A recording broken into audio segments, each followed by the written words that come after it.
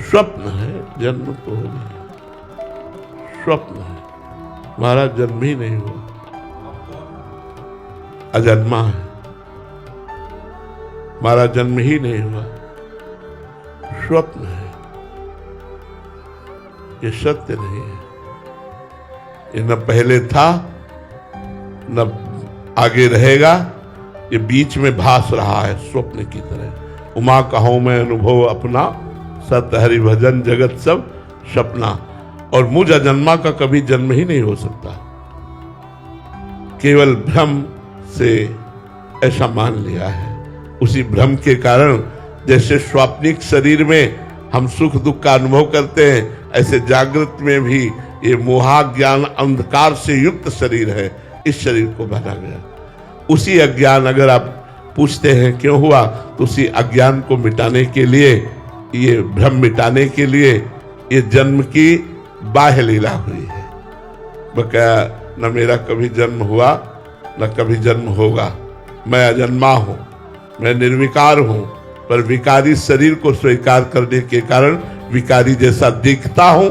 जन्म मरण युक्त शरीर को स्वीकार करने के कारण जन्म मरण वाला दिखाई देता हूं।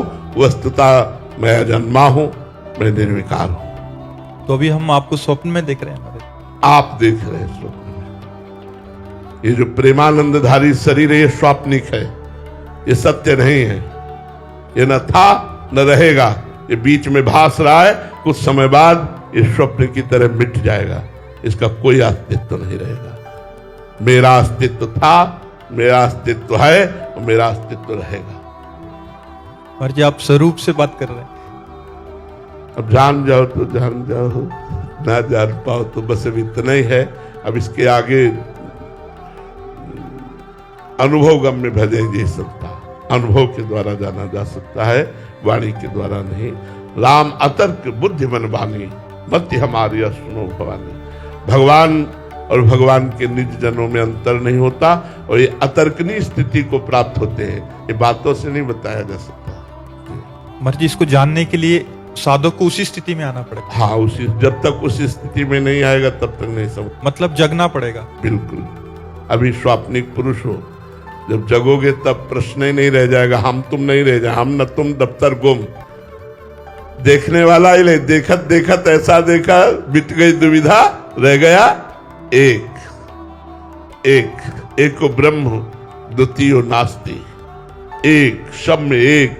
हजारों घड़ों में हजारों प्रतिबिंब पड़ रहे हैं तो हजारों सूर्य थोड़ी हो गए, सूर्य तो एक ही है। घड़ों के नाश से सूर्य का नाश थोड़ी हो गया, वो तो अविनाशी चमक रहा है।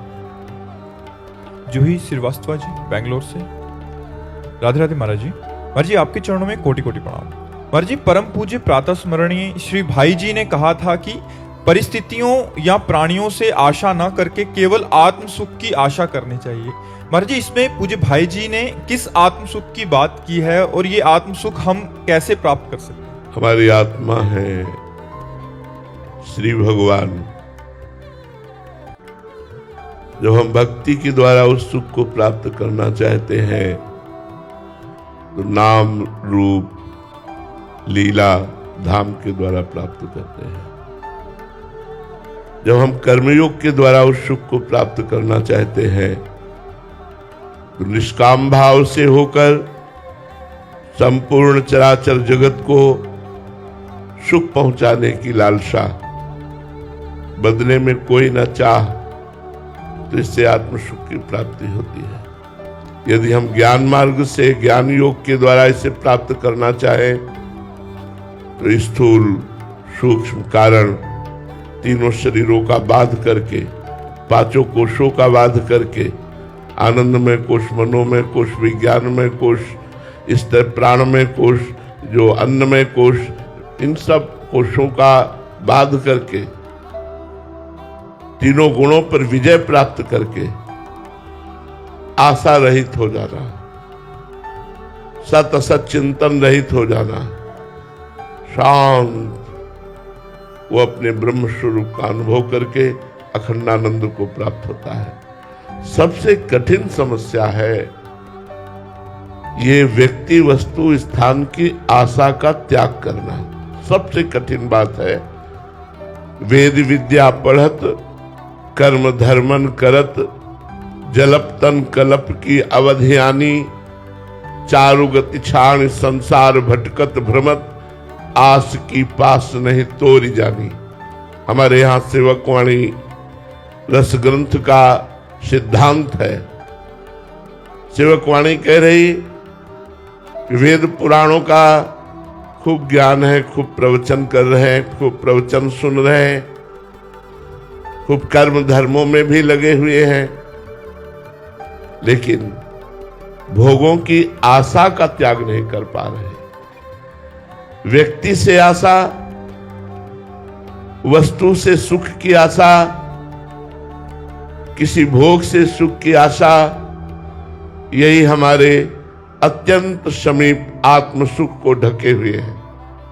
समीप अर्थात मैं ही अपने स्वरूप का विस्मरण करके देह भाव को प्राप्त होकर इंद्रियों के भोगों में जो सुख का अनुभव करते हुए विचरण कर रहा है, मन और इंद्रियों के साथ तदात्म भाव करके वो कभी आत्म सुख को प्राप्त नहीं हो सकता। जो अपनी इंद्रिय और मन को भोगों से हटाकर भोगों की आस, वस्तु, व्यक्ति, स्थान की आशा का त्याग करके कर्तव्य का पालन करते हुए शरीर निर्वाह और धर्म में विषयों का सेवन करते हुए और निरंतर सच्चिंतन करते हुए, भगवत चिंतन करते हुए समय व्यतीत करता है, तो असत चिंतन का त्याग होते ही अंतःकरण निर्मल हो जाता है। सम और निर्मल अंतःकरण में ही आत्मस्वरूप का अनुभव होने लगता है। जहां सम हुआ, निर्मल हुआ, तो ममत्व हटा, अपने स्वरूप का अपने आप से अपने आप में अनुभव होने लगता है। अपार सुख स्वरूप हमारा है, सुख राशि है, चेतन अमल सहज सुख राशि। पर किसी एक मार्ग का अवलंबन ले, चाहे भक्ति योग या कर्म योग या ज्ञान योग, और आचार्य की शरण होकर, गुरु की शरण होकर उनकी आज्ञा के अनुसार साधना की जाए। संयम यह न विषय के आशा, सदगुरु वैद्य वचन विश्वासा, संयम यह न विषय की आशा। बहुत बड़ी बात हम कह रहे हैं। विषय की आस की पास नहीं तोड़ पाते बड़े बड़े साधन करने वाले। वस्तु से सुख की आशा, शरीर भोग से सुख की आशा, रुपए से सुख की आशा, मान प्रतिष्ठा से सुख की आशा, इसे नहीं तोड़ पाते। और जिसने गुरु कृपा बल से इसे तोड़ दिया, वही आत्म सुख को प्राप्त हो जाता है। आशा ही परमम दुखम नैराश्यम परमम सुखम। ये आशा नहीं टूट रही, नहीं टूट रही। आप लोग देख लीजिए, किसी वस्तु से आशा, किसी व्यक्ति से आशा, धन से आशा, पद से आशा, मान प्रतिष्ठा से आशा, ये बनी ही रहती है। इसी के कारण ना तो भक्ति योग का पूर्ण अनुष्ठान हो पा रहा है, न कर्म योग का और न सांख्य योग का कोई अनुभव नहीं हो पा रहा है। बस कोल्हू के बैल की तरह दिनचर्या चल रही, कोई आत्मानंद का अनुभव नहीं हो रहा है। इसलिए हमारी प्रार्थना है, यदि आत्मानंद, भगवदानंद, परमानंद, विज्ञानानंद, प्रेमानंद, ये सब उसी परमात्मा आनंद के नाम है, ये प्राप्त करना चाहते हैं तो पहले भोगों की आशा का त्याग कर दे। व्यक्ति से आशा का जो सुख प्राप्त करने की लालसा है उसका त्याग कर दे। ये आशा ही परमम दुखम नैराश्यम परमम सुखम। ये आशा परम दुख देने वाली है, पर कैसे बताए।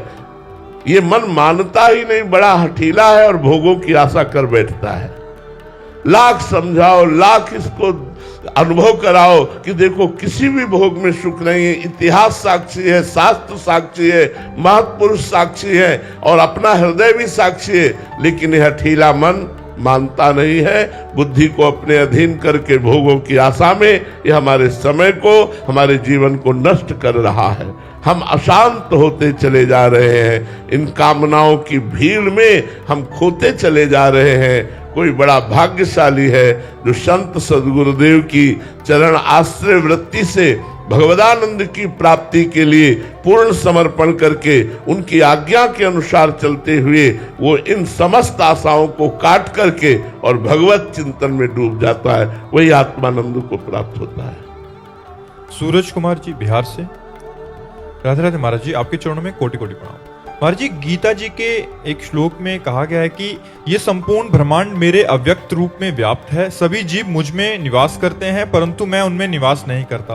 महाराज जी, मैं उन सभी भूतों में निवास नहीं करता, ऐसा महाराज जी कुछ समझ नहीं आया। और सब भगवान ही बने हुए हैं, इसलिए उसमें क्या निवास करेंगे? पहले से ही भगवान बने हुए हैं, उसमें क्या प्रवेश करेंगे? बर्फ में जल प्रवेश नहीं करता, तो आप क्या कहेंगे? बर्फ ही तो जल है, जल ही तो बर्फ बन गया है। तो परमात्मा ही समस्त भूतों के रूप में है, इसलिए उसमें प्रवेश क्या करें? वो उसी रूप में है, तो प्रवेश क्या करें? सब भूत उनमें वास करते हैं, विराट स्वरूप है, और भगवान ही सब रूपों में है, ये सूक्ष्म स्वरूप है। मैं प्रवेश नहीं करता, ये भगवान की गुप्त बात है, क्योंकि मैं ही उन रूपों में विराजमान हूं, इसलिए प्रवेश क्या करना? बात को समझिए। भगवान ही भूतों के रूप में विराजमान है, इसलिए उसमें प्रवेश क्या करे? दूसरा कुछ हो तो प्रवेश करे, वही सब रूपों में विराजमान है, इसलिए भगवान ऐसा कहते हैं। राधिका शरण जी, राधे राधे महाराज जी, आपके चरणों में कोटि कोटि प्रणाम। महाराज जी, भगवत प्राप्ति की ओर चलने वाले सभी साधकों के ऊपर क्या एक जैसे सिद्धांत का फल मिलता है, या सब पर अलग अलग कृपा होती है, या फिर भावों का होता है? कौन किस भाव से भगवान का सेवन कर रहा है, कितने भाव से सेवन कर रहा है, कितना समर्पण कर रहा है, उसके अनुसार उसको सुख मिलता है। 50 लोग एक जगह बैठ के जप कर रहे हो तो 50 के भाव अलग होंगे, 50 का फल अलग होगा। मंत्र भले एक ही हो, समय एक हो, स्थान एक हो, लेकिन फल अलग अलग हो जाएगा, क्योंकि उनकी भावधारा, उनकी तन्मयता, उनकी एकाग्रता, उनका लक्ष्य अलग फल की वृत्ति प्रदान करेगा। और स्वभाव महाराज जी प्रारब्ध के अनुसार इस जीवन का स्वभाव होता है। हाँ, स्वभाव को बदलने के लिए ही तो हमें मनुष्य जीवन मिला है, कि हम अपना दैवी संपदा से युक्त होकर साधु स्वभाव गहोंगो। क्योंकि ये स्वभाव 3 गुणों से युक्त है, तो कभी आसुरी, कभी दैवी, कभी मानुषिक, ये ऐसी वृत्ति बदलती थी। कभी दया, करुणा, शांति, भजन, कभी अशांति, क्रोध, लोभ, मोह, क्षोभ, राग, द्वेष, ईर्ष्या, ये सब प्रपंच होता है। कभी निद्रा, आलस्य, प्रमाद, तंद्रा, ये सब होता है। इन गुणों का चक्र चलता रहता है, और हमारा स्वरूप गुणातीत है, इसलिए निरंतर भजन करके अपने स्वभाव को भजन में बना दे। यह जो परयोमय सहज स्वभाव, श्री हरिवंश नाम रचाओ, नाव सुदृढ़ भव तरन को। हमारी जबान का एक स्वभाव बन जाए, राधा राधा, कृष्ण कृष्ण, राम राम, ऐसे बार बार नाम लेने का स्वभाव बन जाए। भगवान के चरित्र सुनने का स्वभाव बन जाए। श्रुतौ राधिका कीर्तिनंता स्वभावे। हमारे कान जो है वो हृदय से प्रियालाल के चरित्र सुनने के लिए लालायित रहे, हमारी वाणी प्रभु की चर्चा करने के लिए लालायित रहे, हमारे हृदय संत समागम के लिए लालायित रहे, तो हमारा स्वभाव बदल जाएगा। हमारा स्वभाव न बदला तो हमारी साधना का मतलब क्या रहा? 3 गुणों के अनुसार तो सबका स्वभाव बदलता रहता है, लेकिन गुणातीत स्वभाव हो जाना, भगवत स्वरूप स्वभाव हो जाना, यही हमारे मनुष्य जीवन का परम कर्तव्य है। हम भजन के द्वारा, सत्संग के द्वारा, साधु समागम के द्वारा अपने स्वभाव को बदल दें। माता प्रसाद यादव जी, राधे राधे महाराज जी। महाराज जी, क्रोध, ईर्ष्या और अभिमान महाराज जी मेरा पीछा नहीं छोड़ रहा। आपके बताए हुए प्रकाश के माध्यम से चलने का प्रयास भी कर रहा हूं, लेकिन महाराज जी आगे बार बार गिर जाता हूं। हाँ देखो, क्रोध का मूल क्या है? काम है। क्रोध की स्वयं सत्ता नहीं है। कामा संजायते क्रोधा। जब हम कामना करते हैं ऐसा हो और उसके विपरीत होता है तो हमें क्रोध आ जाते हैं। हमें चाहिए कि जोई जोई प्यारो करे सोई मोहि भावे। अगर इस सिद्धांत को स्वीकार करें तो हम क्रोध पर विजय प्राप्त कर लेंगे। ऐसा ही होना चाहिए? नहीं, मेरे प्रभु जैसा चाहते हैं होई सोई जो राम रचि राखा, को करी तर्क बढ़ावे शाखा, अस कही जपन लगे हरिनामा। यदि हम जहां हमें क्रोध आ रहा है उससे विचार पूर्वक देखें कि मेरे भगवान के द्वारा किया हुआ विधान है, और ये विधान मंगलमय भगवान के द्वारा है, इसलिए मेरा परम मंगल होगा। मैं क्रोध क्यों करूं। जरूर विपरीत है, पर क्रोध करना ठीक नहीं, क्योंकि भगवान के द्वारा किया हुआ विधान है। ईर्ष्या मेरे से बढ़ा जा रहा है आगे, मत्सरती, मत्सरता ये बहुत गंदी चीज है। ये अपनी भी हानि करती है और दूसरे की भी हानि करती है, इसलिए नहीं, ईर्ष्या मत करो। जितना तुम्हें भगवान दिया है, तुम्हारे प्रारब्ध के अनुसार दिया है, तुम्हें जो चाहिए वो भगवान से साधना करके मांगो, आराधना करके मांगो। किसी पे ईर्ष्या क्यों करो, सब में भगवत बुद्धि धारण करो और लोभ नाम का बढ़ाओ। आज 10,000 जपा, आज 15,000 जपा, आज 20,000 जपा, तो धन का लोभ नष्ट हो जाएगा और भगवदानंद की प्राप्ति होने लगेगी। इसलिए क्रोध को शांत करने के लिए मंगलमय भगवान का विधान मानो, ईर्ष्या को शांत करने के लिए सब में भगवत भाव करो, लोभ को शांत करने के लिए खूब नाम जप का लोभ बढ़ाओ, बहुत आनंद आ जाएगा। कबीरा सब जग निर्धना, धनवंता नहीं कोई, धनवंता सोई जानिए जाके राम नाम धन हो। भगवान का नाम रूपी धन जिसके पास है वही सबसे बड़ा धनी। ईर्ष्या हम क्यों करें किसी से, इतनी फुर्सत क्यों आपको है दूसरे के विषय में ईर्ष्या करने की। नाम जप करो, मन को समय ही मत दो, इसको समय दे। बहुत ये धूर्त है, बहुत धूर्त है। अगर खाली समय रहे तो पटक देगा ये काम, क्रोध, लोभ, मोह, मद, मत्सर ऐसे दलदल में कि निकलना मुश्किल हो जाता है। बड़ा ये दुष्ट है, बड़ा ये नीच है। ये कभी प्रिया प्रीतम के प्रेम में सम्मिलित होने के लिए, लीला में सम्मिलित होने के लिए राजी नहीं होता, ये भोगों में सम्मिलित होने के लिए राजी होता है। ये बड़ा दुष्ट है, इसको लाख समझाओ, संतवाणी सुनाओ, शास्त्र पढ़ाओ, इसको हृदय से समझाओ कि देखो भाई नहीं सुख है, फिर भी हठीला नीच गति वाला मन भोगों में ही लगाता है। इसलिए अगर कोई भगवान का कृपा पात्र बनकर नाम जप करे तो इस मन पर विजय प्राप्त करे, तभी ये काम, क्रोध, लोभ, मोह, मद, मत्सर, ईर्ष्या, द्वेष आदि ये नष्ट हो जाते हैं। प्रीति जी दिल्ली से, महर्षि श्री गुरु ग्रंथ साहिब जी में लिखा है कि न निंदिया न उत्सत जाके, लोभ मोह अपमाना, हरख सोगते रहे न्यारो, ना ही मान अपमाना। महाराज जी, क्या इस स्थिति को प्राप्त करना अनिवार्य है मुक्ति के लिए? ये बहुत कठिन प्रतीत होता है। बिल्कुल बिल्कुल, बिना इनके आए बनेगा ही नहीं। किसी की निंदा नहीं करनी, कुत्सित विचार नहीं करने, लोभ नहीं करना, मान अपमान के चक्कर में नहीं पड़ना है। वो तो पद में लिखा हुआ है, हमारे यहाँ भी पद में लिखा हुआ है, संस्कृत में लिखा हुआ है, शत्रु मित्र समझान, ईमान ईमान अपमान सम, दुख सुख लाभ नहान, यह जो कृपा हरिवंश की। मानापमानास तुल्य तुल्य निंदात्म संस्तुति। जब तक वो द्वंद्वों से ऊपर नहीं उठता तब तक वो मोक्ष को प्राप्त नहीं होता।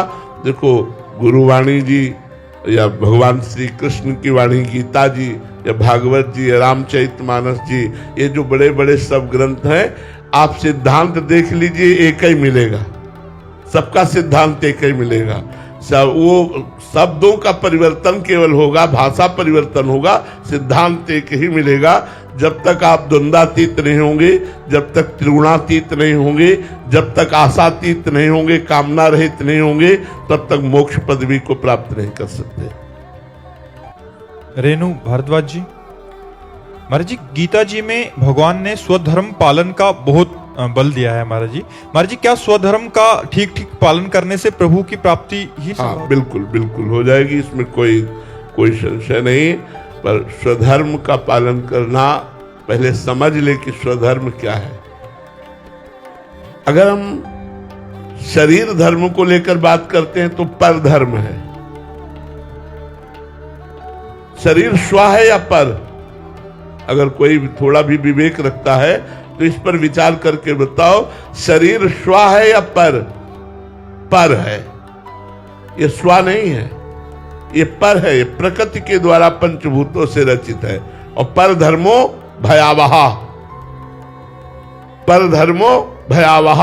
इसीलिए आप भय को प्राप्त होते, मृत्यु को प्राप्त होते, दुख को प्राप्त होते, संशय को प्राप्त होते, संकट को प्राप्त होते, बंधन को प्राप्त होते, क्योंकि पर धर्म में है, स्वधर्म में नहीं। स्वधर्म क्या है? भगवान की आराधना करना, पति में भगवान को देखना, पुत्र में भगवान को देखना, परिवार में भगवान को देखना, रात दिन भगवत भाव से, चिंतन से सब परिवार की सेवा करना, नाम जप करना, ये स्वधर्म है। भगवत भाव रहित शरीर भाव को लेकर के तो ये पर धर्म है, ये आवागमन से मुक्त नहीं कर पाएगा। अच्युत भावना विहित निष्काम कर्म भी वो मोक्षदायी नहीं होता। भगवत भावना विहीन निष्काम कर्म भी उत्तम फलदायी नहीं होता। इसलिए सब में भगवत भावना की जाए, यही स्वधर्म है। सब में भगवत भाव से आराधना की जाए, नाम जप किया जाए, कोई नशा न किया जाए, गलत आचरण न किए जाए, अपने पति को, अपने परिवार में भगवान को देखो, यही स्वधर्म है। क्योंकि वही भगवान हमारी आत्मा के रूप में स्फुरित हो रहा है और स्व वही है। शंकर सहज स्व रूप संहारा, तो लाग समाधि अखंड अपारा। स्वधर्म, स्वधर्म माने भगवत आराधना, आत्मस्वरूप में स्थित होना, ये पर धर्मो भयावह, ये शरीर पर धर्म है। हम भगवान के दिव्य अंश हैं और जो भगवान का अंश है वो पूर्ण है, क्योंकि पूर्ण का अंश भी पूर्ण नहीं होता है। इसलिए हम परमात्मा स्वरूप हैं और परमात्मा स्वरूप में स्थित रहना ही स्वधर्म है। शरीर धर्म में स्थित रहना पर धर्म है। ये बात अध्यात्म से मैं कह रहा हूं। नितिन जी होशंगाबाद से, राधे राधे महाराज जी, आपके चरणों में कोटि कोटि प्रणाम। महाराज जी, मेरा प्रश्न है कि काशी में महादेव जी को देखकर और काशी के घाटों को देखकर किसी को वैराग्य चढ़े तो बात समझ में आती है, क्योंकि बाबा जी का स्वरूप ही सन्यासी वाला है। लेकिन महाराज जी, वृंदावन में आकर और प्रिया प्रीतम को देखकर किसी को घोर वैराग्य आ जाए, ये बात महाराज जी समझ के बाहर की है। सही पूछो तो काशीनाथ को भी यहाँ वैराग्य हो जाता है। काशीनाथ को भी यहाँ वैराग्य हो जाता है। गोपी बने हुए, गोपीश्वर बने हुए वृंदावन में विराजमान है। जो प्रेम है ये समस्त राग नष्ट कर देता है। देखो, थोड़ी सी मलिन झांकी, निर्मल झांकी नहीं कह रहा हूं, मलिन झांकी, प्रेम ना होकर के वो राग है, पर उसका स्वरूप देखो। संसार में उसे प्रेमी कहते हैं, पर उसे राग कहा जाता है, प्रेम नहीं कहा जाता। उसे कामासक्त चित्त को राग कहा जाता है। एक लड़की, एक लड़का, दोनों थोड़ा सा राग कर लेते हैं। अब उनके मिलन में बाधा पहुंचने लगी, दोनों अपने अपने परिवार को छोड़ देते हैं। अब उनके परिवार भारी विरोध में उतर गए, दोनों अपने प्राण छोड़ देते हैं। सुना है नहीं सुना? एक लौकिक राग में इतनी ताकत है कि दोनों अपने परिवार को छोड़ दिए, दोनों अपने प्राणों का भी त्याग कर दिया। इतना बड़ा वैराग्य, इतना बड़ा राग त्याग कि दोनों ने एक साथ जहर खा लिया। फिर ये तो प्रेम देश है, ये तो प्रिया प्रीतम का प्रेम देश है। यहां वैराग्य हो जाना कोई बड़ी बात है क्या? वृंदावन में वैराग्य होना बड़ी बात नहीं, क्योंकि प्रेम समस्त रागों का नाश कर देता है। प्रेम जिसके हृदय में उत्पन्न होता है, उससे जैसा वैरागी कौन होता है? गोपियों जैसा वैरागी कौन था? तभी तो उद्धव जैसे वैरागी गोपियों की चरण धूलि पर अपने मस्तक को रखा। वंदे नंद ब्रज स्त्रीणाम पाद रेणुम भीक्षसा यासाम हरि कथोद्गीतम पुनाति भुवनत्रयम्। क्यों? क्योंकि गोपी के हृदय में श्री कृष्ण के सिवा कुछ है ही नहीं। श्री कृष्ण प्रेम में मतवाली गोपियां, न पति न पुत्र न परिवार न शरीर, कोई राग नहीं, और सबके बीच में रह रही, सबके बीच में रह रही है। इसलिए भाई, ये प्रेम देश है। यहाँ वास्तविक वैराग्य तो यही होता है। वास्तविक क्या मतलब? मोक्ष त्यागी भी यही है।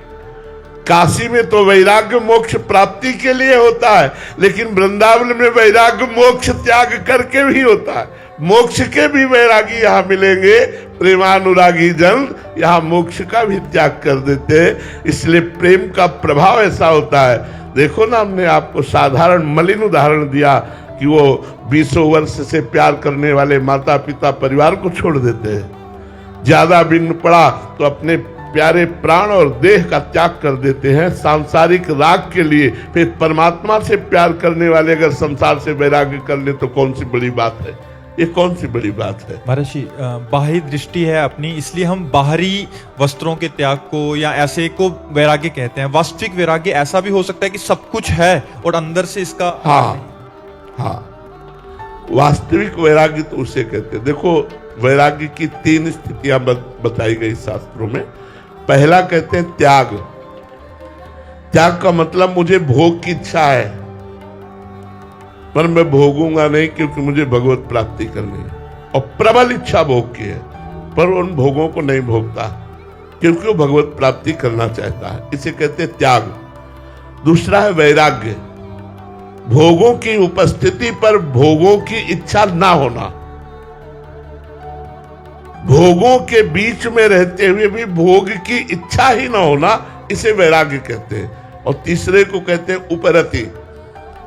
भोग है, ये भोगने वाली वस्तु है, ऐसी स्मृति का भी नाश हो गया, उसे उपरति को ब्रह्म साक्षात्कार या भगवत साक्षात्कार किए हुए महापुरुष उपरति को प्राप्त होता है।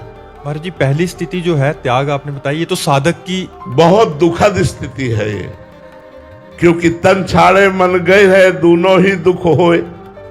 तन से भोगना नहीं और मन बार बार भोगने की चाह करता है, दूना दुख होता है।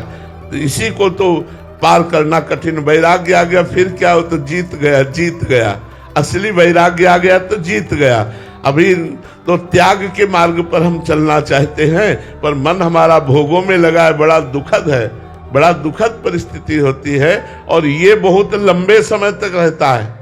वैराग्य, शुद्ध वैराग्य आना, भोगों में अरुचि हो जाना। जैसे मन को कोई खाने की इच्छा नहीं करता, ऐसे भोगों में अरुचि हो जाने को वैराग्य कहते हैं। यहां से लेके ब्रह्मलोक तक के भोगों में अरुचि हो जाना, रुचि ही नहीं है। लेकिन अभी हम लोगों में रुचि है, पर हम भोगेंगे नहीं क्योंकि हमें भगवत प्राप्ति करना, इसे त्याग कहते हैं। महाराज जी, उपरति तो बहुत ही तब वो ब्रह्म साक्षात्कार किए हुए महापुरुष को, जो उपरति को प्राप्त महापुरुष, वो उसमें और ब्रह्म में कोई अंतर नहीं। मोनिका जोशी जी, राजस्थान से। राधे राधे महाराज जी। महाराज जी, मेरे पति कुछ भी अगर मेरे से काम कराना हो तो नाम जप का लालच देते हैं। मुझे पियर जाना है तो 50,000 नाम करना पड़ेगा। मेरे को लड़ाई हो गई है तो फिर बात मेरे को फिर से करनी है तो 10,000 नाम जप करना पड़ेगा। बहुत सुंदर। कहाँ है यहाँ पति? आपके पति है? यहाँ नहीं आए? आए होते तो हम उनका स्वागत करते। कभी मैसेज करती हूँ तो फिर अगर रिप्लाई नहीं आता तो राधा राधा लिखो तो फिर नाम। क्या बात है, बहुत सुंदर, बहुत सुंदर। हम हमारी बात जरूर उनको कह देना कि बाबा ने प्रणाम कहा है आपको। हे पतियों, ऐसा व्यवहार करो यार तो सब बात बन जाएगी। ऐसा व्यवहार, हम तो कह रहे पति ऐसा व्यवहार करे, पत्नी डबल करे। उस पतियों को सुधारने के लिए कि तुम शराब नहीं पियोगे, तुम मांस नहीं खाओगे, तुम गंदे आचरण नहीं करोगे, तुम राधा नाम जप करोगे, हम तुम्हारे को बहुत प्यार करेंगे, तुम्हारी बहुत सेवा करेंगे, तुम्हारी आज्ञा का पालन करेंगे। ये जीवन कृतार्थ हो जाए। किसी भी भाव से सही भगवान नाम का उच्चारण जीव का परम मंगल हो जाता है। जिस दिन से राधा शुरू किया उस दिन से तुम्हारे परम मंगल की, परम सुख की नींव पड़ गई। बलियारी उस पति को जो आपको भजन में ऐसे लगा रहा है। हमें लगता है सब पतियों को ऐसे ही होना चाहिए और सब पत्नियों को भी ऐसे होना चाहिए, तो राम राज्य छा जाए।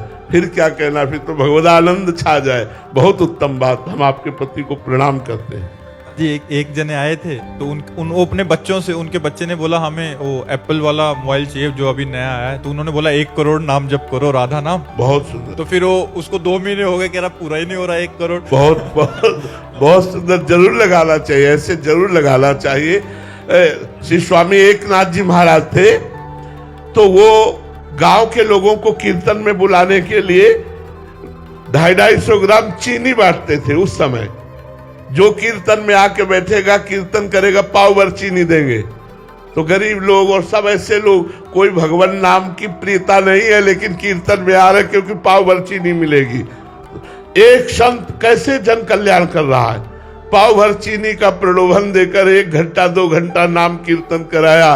राम कृष्ण हरि, जय जय राम कृष्ण हरि। उनका मंगल हो गया, उनका कल्याण हो गया। मर्जी बिना भाव से जपे भी हो जाएगा। हाँ, भाव कुभाव अनख आलसहु नाम जपत मंगल दिस दसो। बिना भाव के भी, बिना भाव के जहर पियोगे तो मरोगे कि नहीं मरोगे? तो फिर बिना भाव के राम नाम जप करोगे, तुम्हारा कल्याण हो जाएगा, पक्का हो जाएगा। अगर तुम भजन करते हो तो लोक परलोक के सारे सुख तुम्हारे चरणों में गिरेंगे। कैसी बात करते हो? भजन बहुत बड़ी चीज है। तो अगर लौकिक वस्तु भी चाहिए तो नाम जप करो, पारलौकिक चाहिए तो नाम जप करो। हमारी प्रार्थना मान लो, तुम्हारा मंगल हो जाएगा। नाम जप से सब ठीक हो जाएगा, सब ठीक हो जाएगा। केवल आप नाम जप करो, भाव कुभाव अनख आलसहु नाम जप मंगल दिस दसहु। महाराज जी एक बार लगने की बात है, हम जो प्रश्न भी पढ़ते हैं बहुतों के अनुभव होते हैं, बट एक बार लग गया आगे चल के तो खुद ही महाराज जी वो रास्ता। देखो कई बार हमको मन हमें नीचा दिखाता है कि यार तुम्हारे अंदर गंदी बातें हैं तो तुम नाम जप क्यों करो, ऐसी बातें कभी कभी प्रेरित करता है। तो हमें चाहिए कि जब हम गंदी बात नहीं छोड़ सकते तो नाम भी नहीं छोड़ सकते। करना नहीं, हम उदाहरण नहीं दे रहे। एक पत्नी आकर के बोली कि मेरे पति वो शराब पी के चतुरासी जी का पाठ करते और राधा नाम कीर्तन करते, बोलो महाराज जी उनकी गति क्या होगी? तो हमने कहा एक दिन चतुरासी जी और राधा नाम उनको शराब से मुक्त करेगी, एक दिन ये भगवत चरणारविंद की आसक्ति प्रकट होगी और उनको ग्लानि होगी और वो महात्मा बन जाएंगे। छोड़ दिया महाराज जी आपकी जानकारी। अच्छा, हाँ, तो हमें ये जानकारी नहीं थी, लेकिन उन्होंने ये जानकारी दी थी कि पी करके पाठ करते हैं। तो हमने कहा करने दो, एक दिन वो छोड़ देंगे, एक दिन उनका परम कल्याण हो जाएगा। हम सबसे प्रार्थना करते हैं यदि बुरे आचरण नहीं छोड़ सकते तो राधा नाम पकड़ लीजिए। इसको क्यों छोड़ रहे हो भाई? राधा राधा कहते हुए अगर बुराई के आचरण हो रहे हैं तो एक दिन राधा नाम बुराई पर हावी हो जाएगा और आपकी बुराई का त्याग करवा देगा। आप निश्चिंत रहिए, भगवान नाम में बड़ी सामर्थ्य है।